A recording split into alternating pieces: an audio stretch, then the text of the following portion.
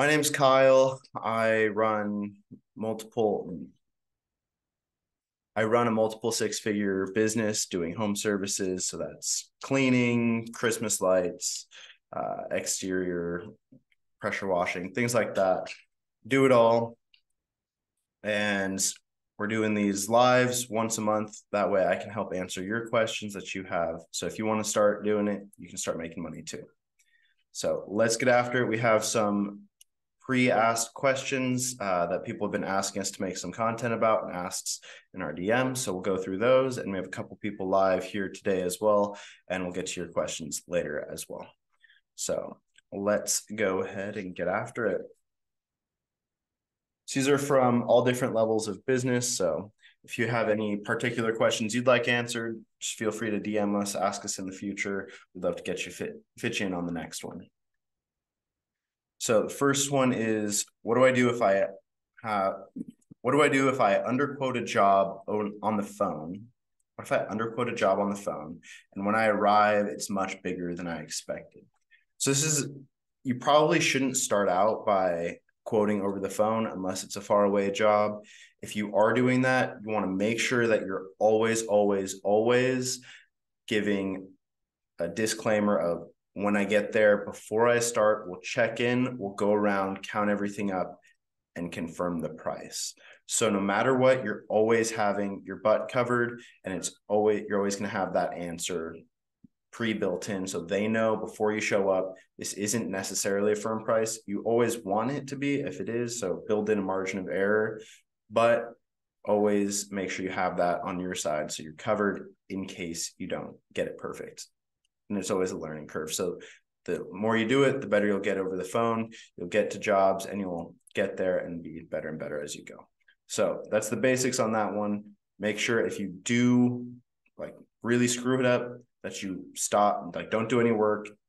You go and you talk to the homeowner and say, hey, for these reasons, it's going to be a little bit different. And give them different options. So don't just say the price is now this, but also give them the option of, hey, looks like this job's a little bit bigger than what I could see on Google. So I wanted to give you a couple options. If you just want this, we could keep the price the same for you. Or if you did want to continue and do the whole thing, the price would now be this much. That way the customer doesn't feel like you're just price hiking them after they've set the time on their schedule to be there. You want to make sure that you're being very conscientious of them as the customer, because in their mind, their time is worth more than yours. So that's the first one. Second one is, how do I get more repeat customers? This is super, super easy, and you could do it in a million different ways, but it's going to be through things like doing a fantastic job, asking for repeat work. That's a really, really easy one. If you just tell the customer when you finish up, hey, normally people get this done every X period of time. Did you want to do that, or did you want to do a little bit longer? So for instance, when I do window cleaning, we say, hey, customer, we're all finished up. Everything's looking perfect, blah, blah, blah. We exchange payment. And then I say, thank you so much. So for the next cleaning, did you want to do in 3 months, or did you want to wait and we can do it in 6 months? That way it gives them two options, and it's not a yes or no. Do you want to do it again? It's when do you want to do it again? Usually what ends up happening is they say, 3 months seems a bit soon, but let's do it in 6. And then you pick a date, you put it on the calendar, and the biggest thing with that is you need to call them on the phone and make sure that you contact them. Otherwise, you're going to show up and they're going to have forgotten, because it's a verbal conversation you had months and months and months before. So make sure you email them, text them, follow up, and call them. Get them on the phone. I don't even go to jobs if I can't get them on the phone beforehand, because it's such a high turnover rate if they have only received an email, unless they've responded to an email or a text already. So I always text them, email them, and then follow up with a phone call before coming out. But that has a very, very, very high likelihood that they rebook. Super, super easy. Beyond that, you can always do a little bit of extra work for free for them. We do things like when we're washing the windows with an RDI system, we'll go ahead and we'll rinse off lanterns if there's cobwebs in the corners. Sometimes if you want to scrub gutters, make sure that everything's whitened and cleaned up afterwards. You're just going to make sure it's holistically very, very clean and looks nice. If you do these little things and then tell the customer, that's a very important part, is you have to tell the customer, hey, we also went ahead and we did this and this and this for you. Just as a courtesy, I wanted to make sure you were super happy and make sure everything looks nice. Sometimes, like I sell in the 3-tier program, so they can have just the outsides cleaned, inside and out, or then inside, outside, frames, screens, sills, a bunch of other stuff. Sometimes I'll just bump them up to the nicest one, just as a courtesy for them. That way, when they go ahead and they see it, they're like, wow, they went above and beyond. They're really impressive. That's not only going to help with return customers, it's also going to help you with getting customers to refer you to their friends. So these are super, super easy ways. And like I was saying, you can do this a million different ways, but just do a little bit of extra work, ask for the rebook, super easy. On top of that, having a CRM like House Call Pro, Jobber, Workiz, super easy. It keeps everybody in one place, and you can automatically send emails every 3 months, 6 months. That way you're still top of mind for them and they don't end up leaving you for your competitors. That's a very, very, very inexpensive, easy way. I use House Call Pro. It's $40 a month or something like that, and keeps them all in one place, makes it very easy and simple for them to follow up. That way, it also gives me data so I can find out, okay, these places, the customers are better than these other places. Things like that really help boost your profitability, everything else. So some easy ways. You can always get creative, mix and match, do different things.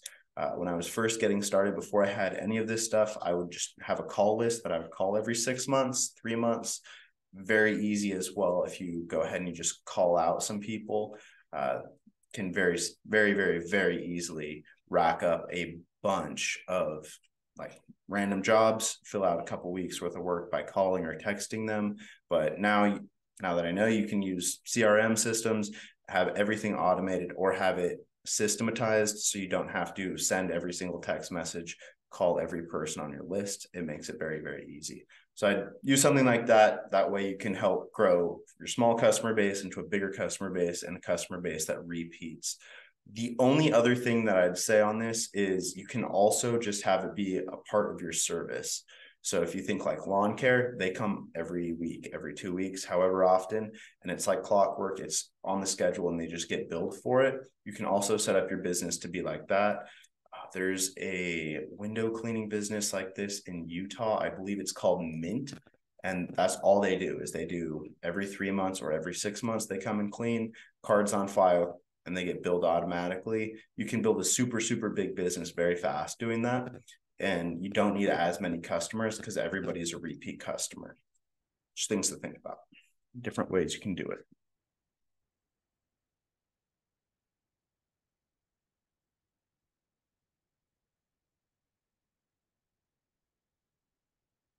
Best way to keep track of customers. All right, so the best way to keep track of customers is very, very simple. It's have a CRM, have something like House Call Pro, have something like Jobber, anything like what I was just discussing. This is going to be the most important place that you're going to have data collection on your customers, where they're located. It keeps them all in one place. If your phone breaks and you don't have it backed up, you're still going to have all of your business contacts. Keeps everything super, super, super, super concise in one place, super easy and maneuverable.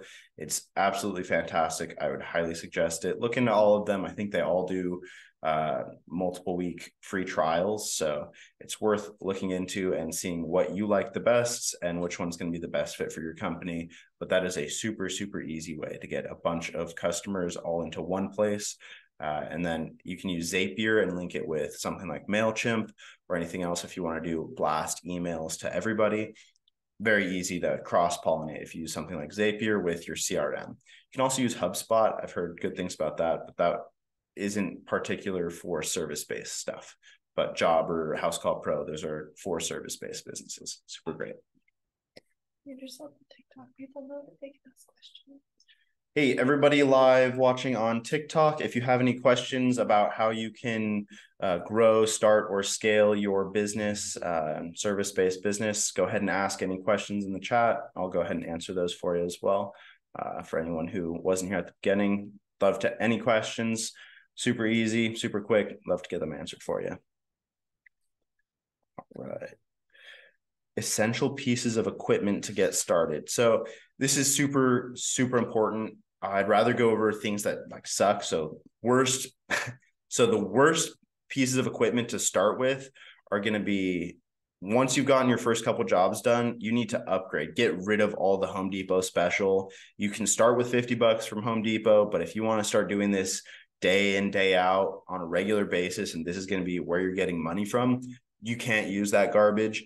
It's super cheap. It's going to break super fast. It's not going to perform at a high caliber, but the best things to use, honestly, it's going to just take a little bit more of a learning curve. You're going to have things that are just going to be super, super, super valuable when it comes to like your efficiency and speed once you have multiple jobs a day. Until you're at the point where you're not having enough time in the day to fit everyone in, I probably wouldn't buy a deionized filter system. I would go ahead and I would use that money on other equipment and rolling it into profit, but make sure you have a ladder. A ladder is super crucial. I like using the telescoping ladders. So like the Little Giants, or I think they're Gorilla, something like that. They fold and they can be 24 feet or 30 feet almost, but they still fit in the back of your truck because they fold into an A-frame and they fold into an extension ladder. Super, super nice for doing different things. I'd make sure you have something like that, multiple ladders. So I'd have another smaller ladder. That way, if you're inside someone's house, it's a little bit lighter, more maneuverable, super basic. You have one for doing light first story houses if you just need to get on a small roof, and then stuff if you need to get onto a bigger roof, something that you're going to strap on top of your vehicle. But super basic for ladders. For squeegees, I like wide bodies. So that'll be anything if you're talking about window cleaning from Sorbo. They have a really nice wide body. It makes it super easy to not have to detail as much. So you'll have less towels that you need to go through in a day. That's nice. I've used Ninja by, I don't even know. I think it's Unger. I don't know. The Ninja series are super nice. You can get all of this on WCR, J. Racenstein, Detroit Sponge, or any other window cleaning resource or depot. Super easy. Wide bodies are super, super important. The biggest thing though is getting a belt. So when you're at Home Depot starting out, everything's out of a 5-gallon bucket. When you want to pivot from a 5-gallon bucket to a bucket on a belt, so I use Pulex or Mormon, but I wouldn't get Mormon. I'd get Pulex. It's like $15 to start. You can buy a $5 belt from Home Depot or from any of those depots I mentioned earlier, and get started. If you're starting from Home Depot and you just happen to have some of this stuff, hammer loops are super convenient. If you have any little pouch, Home Depot has tons of them. Have a pouch where you can have a water bottle in it, so you can have soapy water on the job. I'd still use Dawn dish soap, so I'd make sure you have one of the little $1 small pouches. That way you can always have some soap on you. And then some kind of loop or hammer hook, something where you can put loop towels through and have a convenient towel holder. And then you're going to have your Pulex bucket on a belt, super convenient for just, it keeps all your squeegees, everything, your mop, all on your side. And it's not going to be hauling a bucket through someone's house. It makes it very light for you, makes it very convenient, and it makes it just much easier to optimize and work your life. And it puts a lot of strain off of your back because you're no longer hauling like a full 5-gallon bucket around. I use like one of the squirty Gatorade bottles. Super easy. That's what I put my soapy water into, so that when I run out of water, I have it right there. So I always have it on me. I use for squeegees, I prefer, I really like Mormons. I use the Mormon High Flyer, which is a flipping, I wish I had it with me, I should have brought it. It's a pivoting piece that's a mop and a squeegee. So it's not the ones that are back to back, but it's one piece, and it's super light. It pulls even less off of your back, makes it super, super, super easy for you to go back and forth with it. That's by far my favorite things, far and away the best, unless you're going to get into water-fed systems. Once you're into water-fed, I would suggest Zero or EcoCart. EcoCart is from J. Racenstein, has a little bit higher flow. but they don't often have as many good deals as WCR has, and WCR they make zero, and they have a lot of times you can get the system, hoses, and a pole like on their promotions, and it's super cheap, makes it convenient. It's pretty nice. I would go for optimizing the basics first and then get into that. That's also something you should think about is where you are. Look into how hard the water is, because the hardness of the water is going to change what you need to use on a day-to-day basis, because you don't necessarily need to have a water fed system that's a 3-stage system. If you're in a place where the water parts per million in say Seattle, I think it's like about 20, 25. So it's super, super basic. You don't need that much of a filter up there. You can get away with just a 1-stage filter, and you'll change it probably less often still than I change my filter on the resin side, because you just don't need it up there. Anyway, that's the basics on your equipment as you're getting started, and then kind of scaling into better and better stuff. But just things to keep in mind is look at what you need for your situation. Pressure washers, I don't do too much pressure washing, so I just have super cheap Ryobi pressure washer. Makes it easy, gets the job done. Actually, I have two. Someone gave me another one, but I would just go with basics. Just get what you need. Since we don't do that much pressure washing, we have a cheaper rig. We don't have that nice of an industrial one, but we have a basic one. Gutters, I use a gas-powered leaf blower, something that's going to be shooting at least 175 miles per hour of wind. That way you're going to be getting everything out of the gutters faster.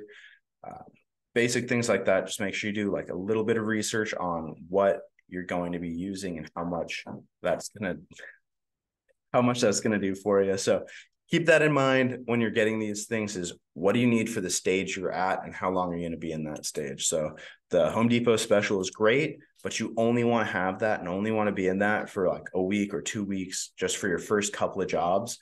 Once you have a set amount of jobs, you don't want to be still using those things. You want to move up, because it's going to cost you maybe $50 to have a new belt that's got way better equipment, and it's going to make you look more professional. Another basic thing that a lot of people forget is shoe covers. I buy $20 shoe covers that are like, it's permanent. They're reusable, washable, super, super easy. You slide it over. Customers are always impressed. That's another way to help get customers to last longer, is you're going to see these little things and think that you're like a legitimate company. And it's a big deal. You want to make sure that you have shoe covers on when if you're going inside someone's house, that you're very respectful. It's the basics, right? So make sure you have all these basic pieces of equipment. Let's see. I need to get started. All right. How do I grow my new business fast? All right. So this is an interesting question, because it's not necessarily something that like your short-term fast growth is not the same as your long-term growth strategy. So you're going to want to do more primary actions that are free when you're in the beginning. You don't have as much money. You can't spend as much time and effort and money going into things and spending money to get leads. But you can do things like door knocking, flyers, 5 rounds, asking for referrals, going out to your network. It's going to be the basic thing. So right now it's winter time. So what I would do and what I did do is I went out and I went and got businesses. So I went door knocking for small businesses, something like, think like a Verizon store that doesn't have too much glass, a Starbucks, something that they have like 1 door and 6 panes of glass. Try and find those places, get them for $20, $30, $40 on just an exterior clean. And those jobs only take 5 to 20 minutes. So you can stack those up, and those are going to feed you for years. So you get one job and you do it one time. You say, great, we'll be back in 2 weeks to get the rest of that get them taken care of again, because they get dirty. So you're going to have them every 2 weeks. So that $20 is going to be worth $40 a month, which is worth about $500 a year. And it's going to help you next winter by being super stacked. And then those customers also inevitably refer you to customers, or they have you come do their house. So that's a super, super easy one in the winter because they still need it done. Even if it's raining, the cars driving by are kicking dirt up on the windows. It doesn't look like a nice place to have business done. So they still want you to come and do that. Always, always, always be getting storefront customers. Just make sure you have a minimum. When I first started, I was probably doing $2 a window and $2 per pane of the glass per side. And now I think we do $4 or $5 per pane per side. So just make sure that you have a baseline of what you're going to be charging, and then you can go out, you're going to have that going. You can just grow your skills, making sure that you have marketing skills, sales skills, that you can go door to door. Very, very easy if you have basic skills to grow your business fast and have connections. If you know people that own businesses, just ask them if you can do it. Something I did at the beginning was I went around and I asked all the people I knew that they had stores, like, hey, if I just wash your windows for free, can I leave a business card? Can you just give it to a couple of your customers' business cards, things like that? Or a fantastic and super, super, super underrated platform is the Nextdoor app. I started in multiple cities. Every time I move, I move my location and I put out posts saying, hey, I just want to let everyone know I just moved to the area, but I've had this window cleaning business. We do XYZ. And I just want to let you guys know, since you're my neighbors and since I'm new to town, if you want to give me a shot, I'd really appreciate it. And I'd love to give you some kind of discount. Thank you so much for welcoming me to the neighborhood. You want to be somewhere in between, like you want to let everyone know that you do this, but you don't want to sound like you're selling because you'll get banned from the neighborhood. So make sure that you go both sides and do a little bit of an and you go, I'm doing this service and this and this and this, and I want you to hire me, but don't explicitly say that. You want to just say, hey, I'm doing all these things. I'm so excited to help out my new neighbors.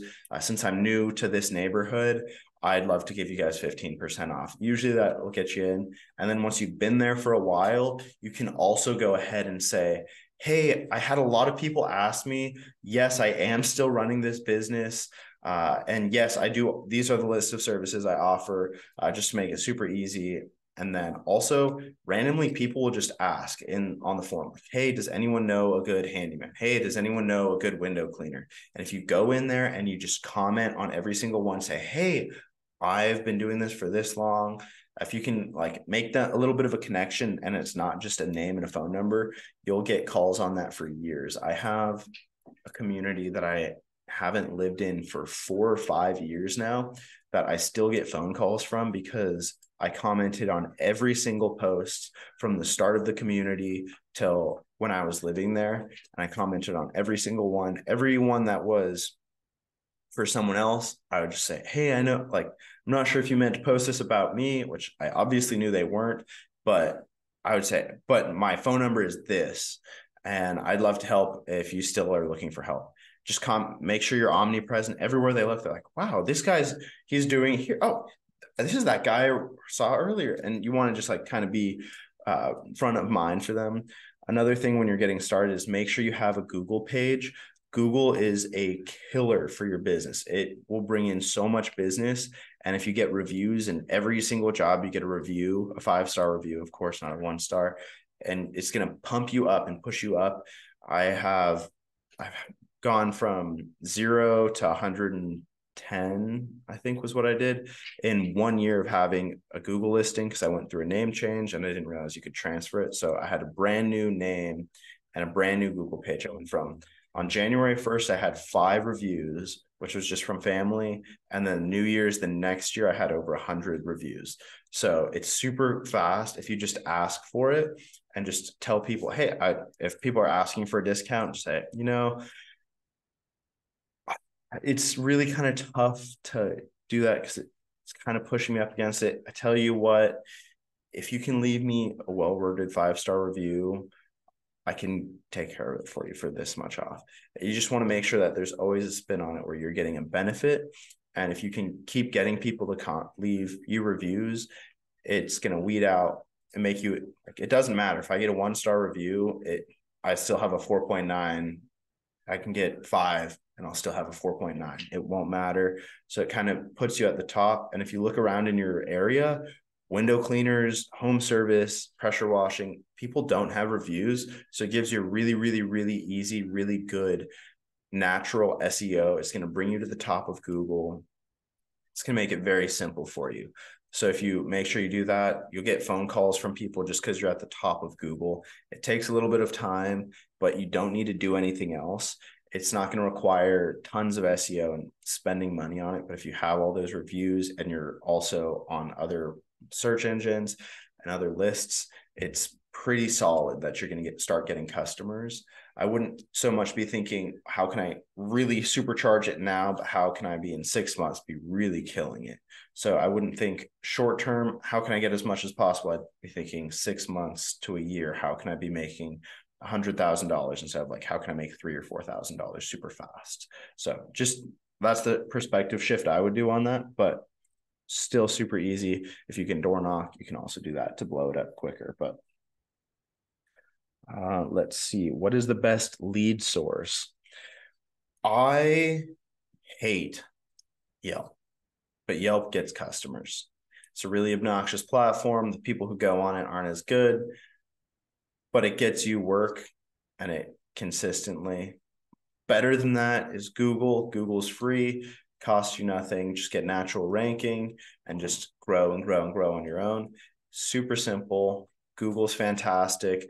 Pay to play platforms they're okay. They're good for situational stuff. I love them for Christmas lights because there's just such a huge ROI on it. I find it so worthwhile, but for Windows and other stuff day to day, usually the best thing is Google, referrals, and Yelp is pretty good, but I don't like Yelp that much. So, referrals are the best. Referrals from past customers, friends, family. Make sure that you're just kind of telling people and people know what you're doing. It's always a good thing. All right, let's see. What should I aim to keep my profit margins at? So looking at your profit margins, you should always be having something in mind. And it kind of depends on what service you're in. But if it's just you, aside from labor, like it's going to be just cost of acquisition. And you want to keep your CAC super low, but you should just be thinking, how can I keep lead cost less than $30 per job? And if you're doing the rest, it doesn't matter. It's how much money do you want to be making per hour? For me, I always need to be making at least $50 an hour. And you can do this with a bunch of different things. If you keep a minimum, super easy, because that's going to, if you do a job and it takes you 15 minutes, but you have a $200 minimum, people will still pay it, and it's still fantastic. If you want to keep it a little bit lower and do 150 or 130 or 100, whatever it is, it depends on what stage of business you're at. But having your margins predetermined by determining how much money you want to make per hour. Different services are worth different amounts, but keep that in mind. I think that the best one is gutter cleaning. Gutter cleaning, you can make $200-300 an hour. If you're like all year round, you can make that. And for stuff like that, you just price per foot, per window. For windows, you want to make sure that you're pricing each job according to how long it's going to take you. So that's what if you're charging $8 per window pane, then that's, once you start getting in a rhythm and you got it down, then you go, okay, how long is this job going to take me? You don't need to charge per pane. The per pane is just to help you get to the point where you can automatically just look at a job, tell how long it's going to take you, and you're going to look at it and say, it's going to be this many dollars. It's going to take this long. That is the point of having these preset prices, is so that you can make sure you go and you have something in your head when you go out to a new job, and you can just look at it and say, okay, this job's going to take me probably about an hour, hour and a half. So it's going to need to be about $250. That's what you're going for. But I would keep my margins pretty high. If you have an employee, you need to make sure you're that you're making 3 times what you're charging them. That way you can cover their insurance, payroll, any taxes, and then still have some margin left over for you, as well as the cost of acquisition. So once you get into that, it's going to be a little bit more that you have to put into it. But when you're getting started, you can make sure that it can be a little bit slimmer because it's all going in your pocket other than the cost of acquisition. So pretty simple on that one. What should I spend on lead gen? That's kind of the same question.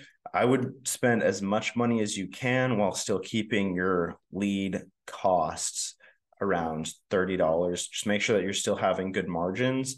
If you have tons of customers and you're filling up, like, you should keep gassing it, like keep pouring more and more. If you're getting $5 leads or $5 jobs, and then if you spend more money, it would make it $7, but you get more jobs overall, you should do that. Make sure that you're getting all the money that you can on the boat, all the jobs on the schedule that you can. You shouldn't be thinking how much you should spend on lead gen. It should be how much more work can you take on? How much money do you want to make? Things like that are going to make like a world of difference, because it's that perspective shift of it doesn't matter. If you spend $4,000 on lead acquisition and you make $40,000, is that still worth it? Probably. So look at that. If you have a better vehicle that can get you a better multiple, it might be bad, but it's going to be how much can you get on the schedule? How much can you get recurring work? How much profit are you going to make? It doesn't really matter how much you're putting into marketing and cost of acquisition, because you're going to be getting more and more and more back. It's you put $1 in and how many dollars are you going to get back in? You shouldn't be asking how many dollars should I put in? It's how many dollars can you get to put in and keep getting money out. So make sure you're looking at that. It's pretty basic, pretty easy. And I spread across all platforms that I market and do advertising on. And I just dump it harder and harder on whichever one has been the highest performing one. So whichever one was getting me the best, cheapest leads, the best leads, that's where I end up putting more money, but I still keep the other coals in the fire. So that's what I do for lead gen. All right, how to increase LTV for customers. So LTV is lifetime value. Increasing lifetime value, you can basically do 3 things that will manipulate this. And it's going to be how long you service them for. So how many years are you going to be taking care of this customer? How many times per year are you going to be taking care of this customer? And what is the cost? So if you manipulate them accordingly, it's going to be doing it. I'm going to go with the lifetime aspect of it, is how do you keep them on for a lifetime instead of having one-off jobs? Because if you have one cut, it's increasing the amount of people that stay for longer. It's the easiest one that will create a bunch of revenue for the profit. So if you have a service that you're doing once a year, it's a little bit harder to keep that LTV high, because you're going to have to wait a whole nother year for the cycle to go again. So the easiest way is when you finish the job, you say, thank you so much. For the next cleaning, did you want to do in 3 months, or did you want to wait and did you want to do the cleaning in 6 months? If you do that, then all of a sudden, if they say 3 months, you 4x the LTV. If they say 6 months, you've 2x'd it. And that's putting them on the schedule right then. Doing things like that is a super, super, super easy one to make those numbers go up. Very, very simple, very easy. But those are the 3 things that you can manipulate on that. I would definitely look into adjusting all of them, ratcheting all of them up if you have the time and effort for it, but change those as you will. Let's see what's next. When should I think about hiring someone? This is a very, very important one. Everyone gets hung up on this, but it's super easy and super important. You should look to hire as soon as you can. As soon as is necessary, though. If you're the kind of person who is self-motivated and you can go out there and you'll work 12 hours every single day by yourself and you don't need someone else there, super great. You should probably push it farther down, or you should start thinking, how can I get as many leads through the door as possible? Okay, I can't take it all anymore and keep up with the lead generation. Now I should bring someone on. Or if you're someone that you kind of need a little bit more pressure on you, you could hire them a little bit sooner. So you're like, wow, this person needs to eat. I need to get them on there. You just kind of need to know yourself and go ahead and push into that. What I did, I kind of had a couple starts, but my last time I hired someone before I had a single job. So I hired someone. I said, perfect. You're going to meet at my house on this day at this time. And he sat there while I cold called, and I called a bunch of people until we had work. And then I sent him to do the work. He did the job, and I kept cold calling to get more work. And then I snowballed that into he had full-time work. And then I grew it till I had full-time work. And then you just keep moving from there, stepping up, stepping up, stepping up. It also depends on how much profit, like how much money of the money do you want to take home and what you're looking to build. I know a lot of people, they just want to make enough money for them, and they don't want all the headache and they don't want the hassle. That's fine. But if you want more and you want to build it and grow it and make more money than just enough, you're going to want to go ahead and move a little bit faster along that route. But again, it comes down to knowing what you want. What are you solving for? If you want to go down the route of, I just want enough for me, super easy. It's in 3 months, build a business that is going to take your full-time effort all off the table. Like, you no longer have to work 40 hours a week. You can work 20 hours a week. You can make 100 grand a year, super easy, super mellow. But if you want to have a machine that works without you and brings in money and delivers it to you, and you don't have to do all the labor all the time, you're going to want to start hiring and thinking about those bigger, harder things and working into these other skills. All right. Looks like we're on the last question. Ooh, this one is relevant. Winter lead flow is bad. Why? What should I do with bad lead flow? So the winter sucks. The winter is the worst time to be in this business, the worst money, the worst weather. It's the hardest to do the work. Every way it sucks, but it's the best time to get all the other work done. So a lot of times people get backed up and they don't get everything done.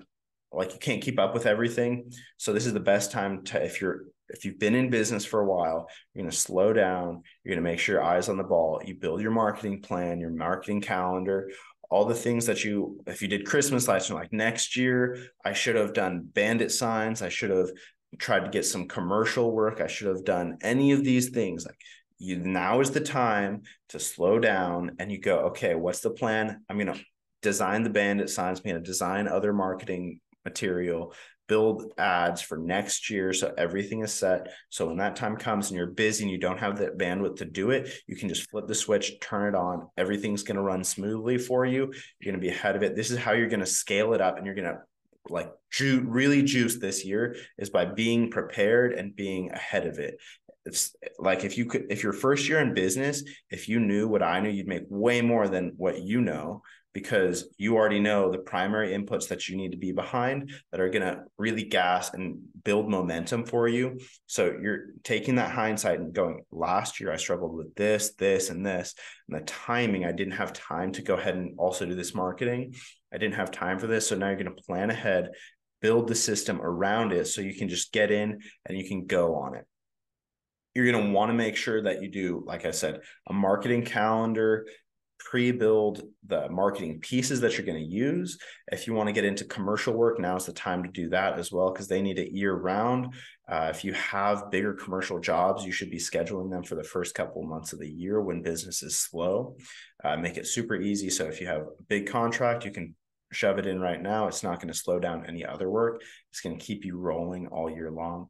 If you want to get storefronts, now is it's the fantastic time to get storefronts, because it's slow, it's rainy, whatever it is, it's snowing outside, they still need the windows washed, because it still is the face of their business. They still need to make sure it looks nice, make sure people are coming through the door. So now is the absolute best time to do that for you, because you have nothing but time on your hands, and your time isn't worth as much right now as it would be, say, in the summer.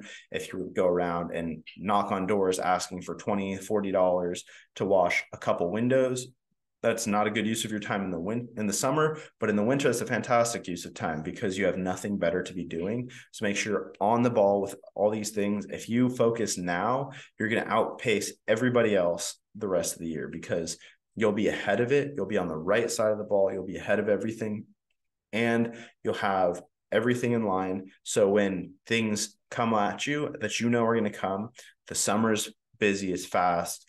Christmas lights come hard.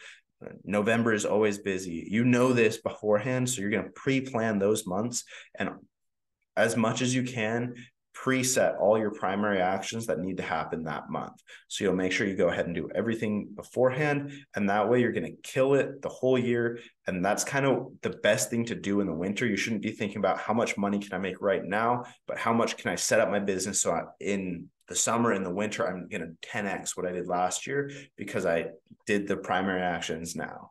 If you need money right now, gutters is great. Pressure washing's all right. It depends on where you're at. You can do snow plows. Just make sure that you're doing something to bring customers in and that you're still keeping that top of mind. Cool. Were there any other questions on that I didn't get to? All right. All right, guys. Thank you so much for tagging along and watching. If there's anything that you want to ask that didn't get answered this time, go ahead and DM me. Just shoot it over any way you can. I'd love to get to it next time. We're going to be doing these lives monthly and make sure that everybody's coming through and getting their questions answered so that they can make sure that they get the most out of their year with their home service business as well. So thanks, guys. Wednesday too.